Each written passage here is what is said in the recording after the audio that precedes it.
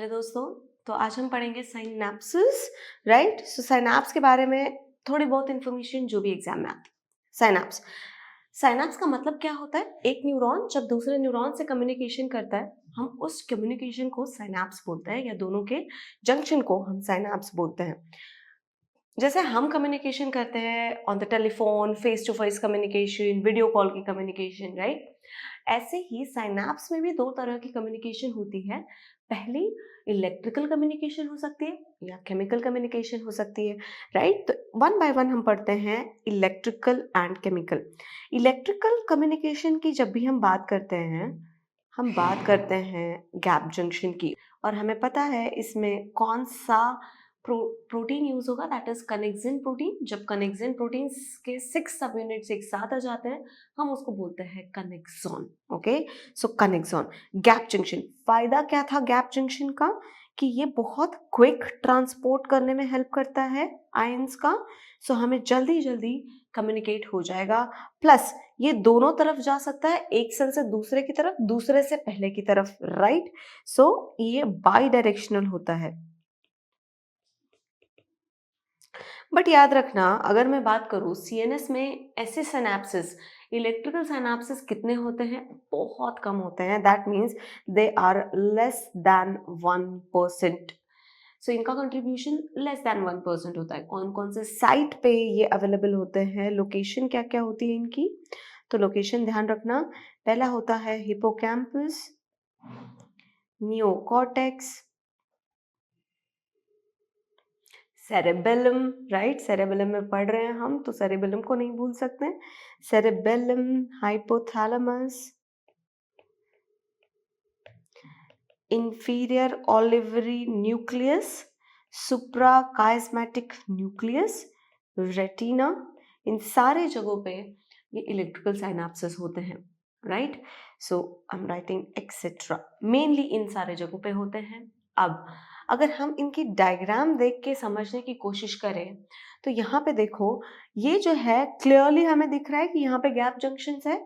ना सिर्फ let's say ये ए न्यूरॉन हुआ, ये बी हुआ, ए से बी की तरफ भी इलेक्ट्रोलाइट्स मूव कर सकते हैं, राइट। और बी से लेके ए की तरफ भी मूव कर सकते हैं in the opposite direction.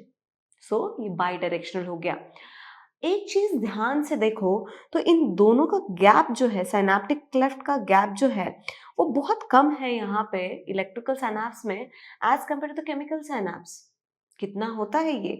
Almost 10 times ज्यादा होता है केमिकल साइनेप्स में। यहाँ पे आप लिख सकते हो याद रखने के लिए 2 to 4 नैनोमीटर, और यहाँ पे यूजुअली बुक्स में लिखा होता है 20 to 30। हम लिख सकते हैं 20 to 35, सो हम याद कर सकते हैं 20 to 40 नैनोमीटर्स, राइट। सो इनका गैप बहुत ज्यादा होता है। सो डेफिनेटली ये टाइम भी उतना ही लेगा। पहली चीज कि इसमें कोई एक्स्ट्रा सेलुलर ट्रांसपोर्ट नहीं है। एक न्यूरॉन के आईसीएफ से दूसरे न्यूरॉन के आईसीएफ में चला गया, राइट। सो उसमें टाइम नहीं लगा इलेक्ट्रिकल ट्रांसपोर्ट में। बट अगर हम केमिकल की बात करें, तो पहले ये न्यूरोट्रांसमीटर एक्सोसाइटोज्ड होगा, राइट। जैसे ही डिपोलराइजेशन आएगी, स्टिमुलस आएगी न्यूरॉन्स में, पहले न्यूरोट्रांसमीटर एक्सोसाइटोज्ड होगा, मतलब एक्सॉन टर्मिनल से बाहर निकलेगा, रिलीज होगा। वो रिलीज हुआ हुआ न्यूरोट्रांसमीटर अपने अपने करस्पॉन्डिंग रिसेप्टर पे जाएगा, रिसेप्टर पे बैठेगा, अटैच होगा, उसके बाद कुछ प्रोसेसिंग करवाएगा, राइट। और फिर नया वाला एक्शन पोटेंशियल इसमें भी जनरेट होगा, दूसरा वाला न्यूरॉन उसके बाद एक्टिवेट होगा। दैट मीन्स इसमें कुछ डीले होगा, इसको हम बोलते हैं साइनैप्टिक डीले, क्योंकि ये साइनैप्स में है। तो बात करते हैं केमिकल न्यूरॉन की, अभी केमिकल साइनैप्स की पर से। तो याद रखना, chemical synapses they are slower, relatively slower होते हैं। क्यों? क्योंकि उनमें होती है साइनैप्टिक डीले।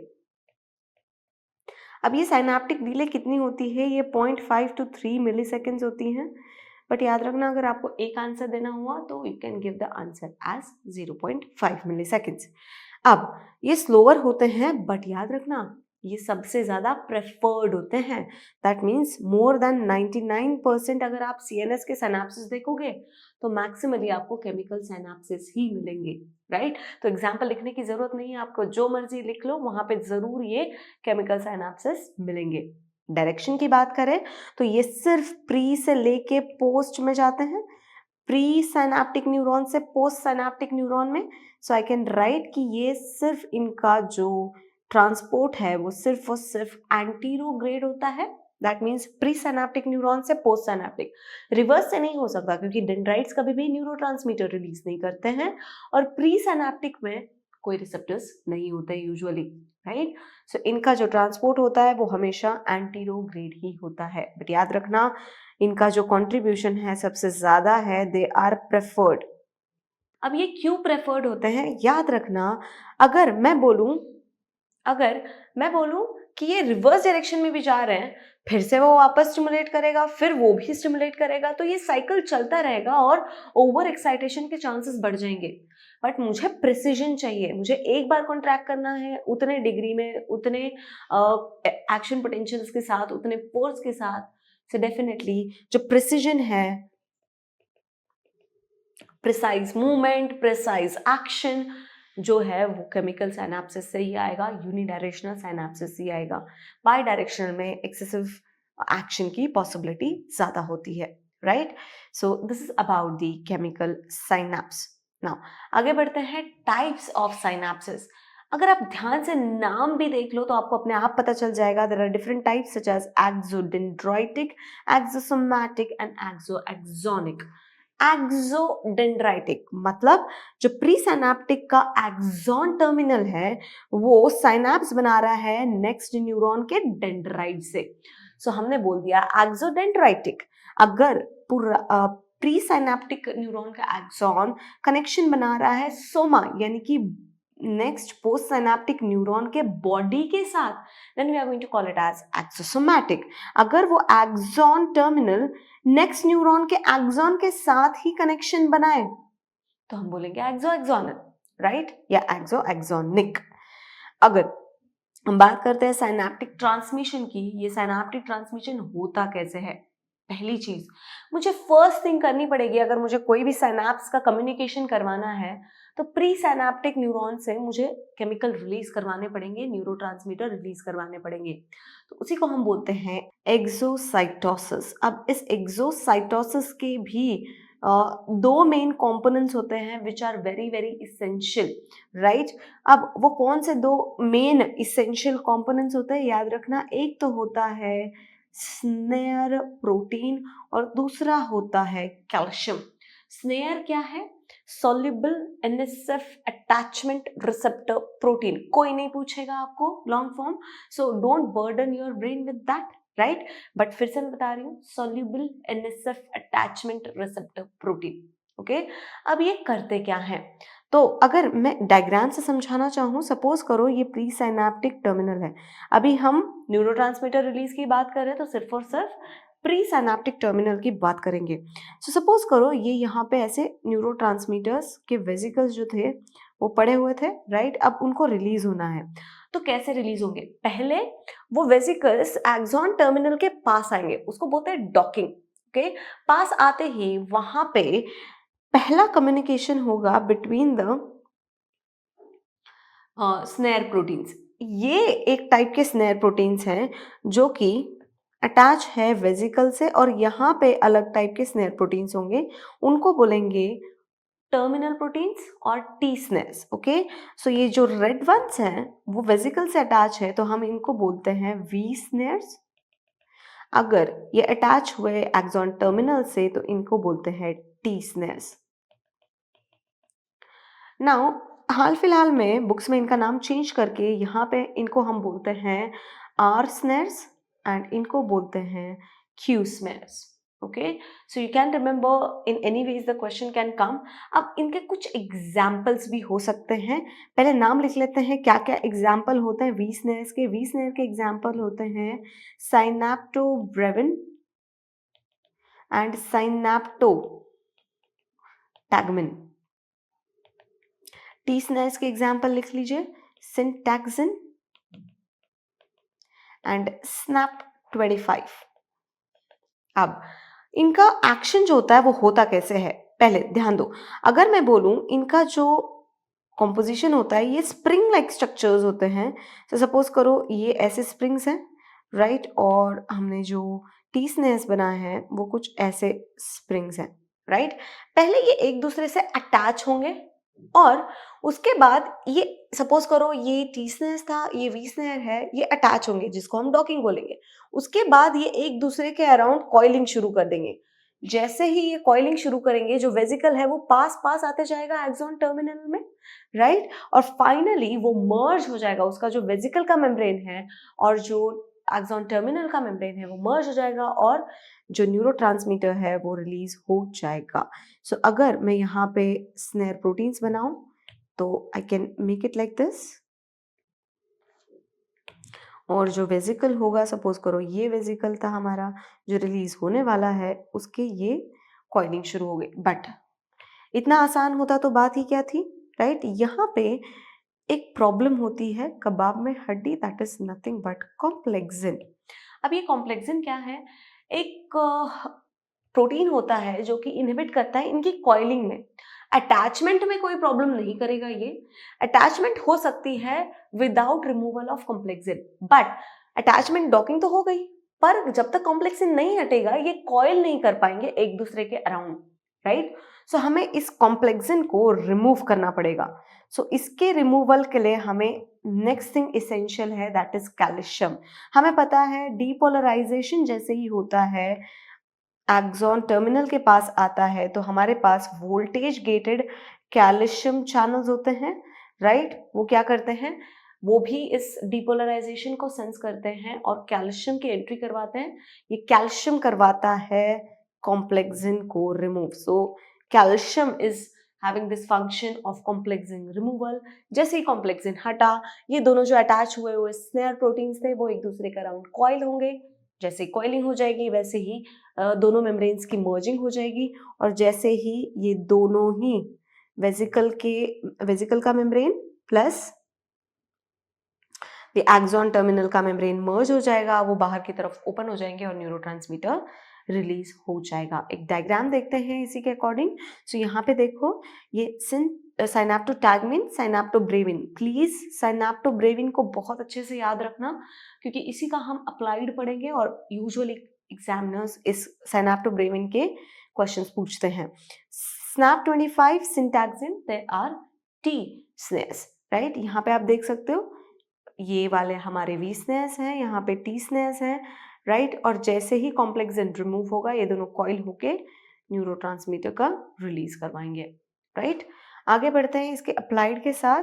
सो याद रखना कुछ टॉक्सिन्स होते हैं जो इन स्नेयर प्रोटीन्स को इनहिबिट करते हैं। मेनली हम पढ़ेंगे साइनेप्टोब्रेविन के बारे में। सो ये जो बोटुलिनम टॉक्सिन है ये इनहिबिट करता है साइनेप्टोब्रेविन को। साइनेप्टोब्रेविन का काम क्या है? ये असेटाइल कोलिन के रिलीज में, जब हम बोटुलिनम टॉक्सिन की बात करते हैं यूजुअली ये न्यूरोमस्कुलर जंक्शन पे इनहिबिशन दिखाता है। सो वहां पे होगा असेटाइल कोलिन। असेटाइल कोलिन का काम क्या है? जब भी ये न्यूरोमस्कुलर जंक्शन पे रिलीज होगा ये मसल का करवाता है कॉन्ट्रैक्शन।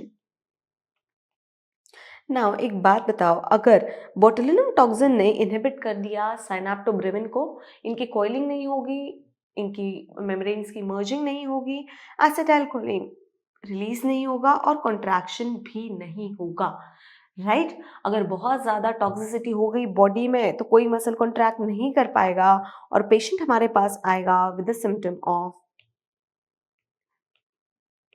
Flaccid paralysis. नाउ याद रखने का एक सिंपल सा तरीका है, B for botulinum, B for brevin, that is साइनेप्टोब्रेविन।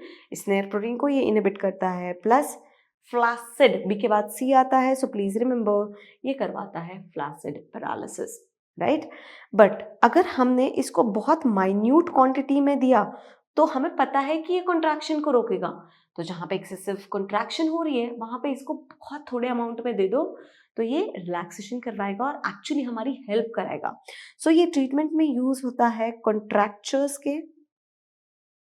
Achalasia cardia, जिसमें एलियस की जो लोअर इसोफेजियल स्फिंक्टर है वो रिलैक्स नहीं हो पाता है, राइट। बहुत से एक्टर्स इसको यूज़ करते हैं रिंकल रिमूवल के लिए। अब ये रिंकल क्या होते हैं? जब भी muscles, facial muscles contracted state में रहते हैं, वो एक फाइन लाइंस दिखाते हैं, उसको हम रिंकल बोलते हैं। अगर मसल का रिलैक्सेशन कर दिया तो ये रिंकल्स नहीं दिखेंगे, कम हो जाएंगे। That is what Botox they use. Okay, Botox means minute सा क्वांटिटी ऑफ बोटुलिनम टॉक्सिन होता है, राइट। अगर किसी को बहुत स्पैज्म हो रहा है कंटिन्यूसली तो भी हम ये बोटुलिनम टॉक्सिन दे सकते हैं। आगे बढ़ते हैं, टेटनस टॉक्सिन, ये भी इनहिबिट करता है साइनेप्टोब्रेविन को ही। नाउ टेटनस टॉक्सिन का वर्क थोड़ा सा डिफरेंट है। जहाँ पे ग्लाइसिन एक्सोसाइटोस हो रहा होता है वो वहां पे काम करता है। So it will inhibit the glycine release. अब ग्लाइसिन इनहिबिटरी न्यूरोट्रांसमीटर है, याद रखना। तो ये कॉन्ट्रैक्शंस को इनहिबिट करता है, मतलब ही इसका काम होता है relaxation of the muscle. Okay, अगर मैं बोलूं कि ग्लाइसिन इनहिबिटरी न्यूरोट्रांसमीटर था जो कि करवा रहा था रिलैक्सेशन, बट याद रखना यहाँ पे हम ग्लाइसिन को इनहिबिट कर रहे हैं। सो ग्लाइसिन रिलीज नहीं होगा, मसल का रिलैक्सेशन नहीं हो पाएगा, वो कंटिन्यूअसली कॉन्ट्रैक्टेड स्टेट में रहेगा। और ऐसे स्टेट को और ऐसे पैरालिसिस को हम बोलते हैं spastic paralysis, right. So please remember, जो एस है उसके बाद टी आता है, तो स्पैस्टिक पैरालिसिस हमें देखने मिलती है कहाँ पे? टेटनस में। यहाँ पे भी टी है, so you can remember that spastic paralysis is seen in the tetanus toxin. Why? क्योंकि यहाँ पे जो इनहिबिटरी न्यूरोट्रांसमीटर था, इनहिबिशन नहीं हो पा रही है कॉन्ट्रैक्शन की, तो एक्सेसिव कॉन्ट्रैक्शन हमें देखने मिलती है। और इसी फिनोमेना को हम बोलते हैं डिसइनहिबिशन। इसका इनहिबिशन हट गया कॉन्ट्रैक्शन का, तो इसी को हम बोलते हैं डिसइनहिबिशन। ओके, सो इस लेक्चर के लिए इतना ही। आगे आपसे मिलेंगे नेक्स्ट लेक्चर में।